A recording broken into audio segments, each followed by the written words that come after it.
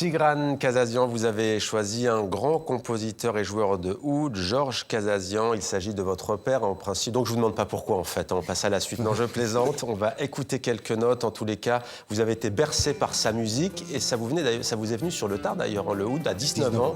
Ouais. Que représente pour vous, j'ai presque envie de dire, non pas ce père, mais ce musicien?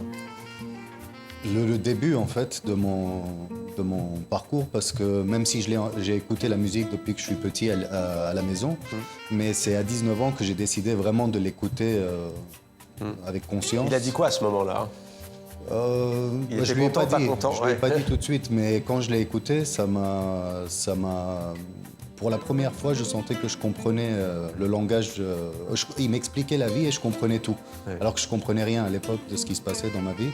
Et c'est là où j'ai commencé à jouer mon. Et lui, il vit au Caire. Et lui, il vit au Caire. Il est très attaché à l'Égypte. Très, très attaché à l'Égypte. Et oui, oui, oui.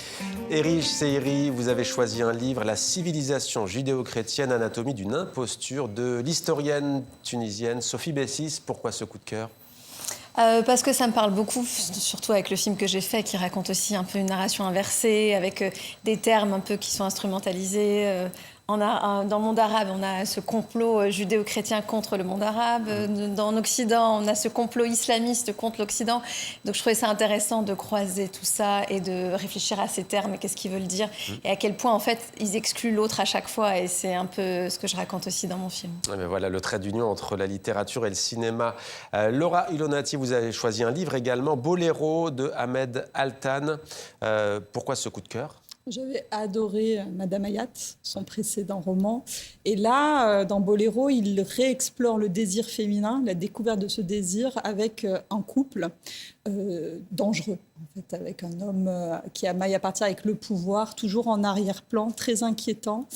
Et voilà la dangerosité à la fois politique de la Turquie et d'une femme qui va au-devant de son désir. Ouais. Je ne vous ai pas posé la question tout à l'heure. Sur votre livre, vous avez des réactions, vous l'avez présenté en origine, le public, peut-être des personnalités qui ont un lien avec cette région. Que vous dit-on? Dans chaque rencontre, en tout cas, il y a une fin de nuances, de discuter ouvertement, librement des choses et de façon intelligente et construite. Et c'est la force des livres oui. et des romancières et des romanciers. Merci. Kamel Abdat, une chanson, Les chemins qui montent, d'Amel Brahim Djeloul. On écoute quelques notes.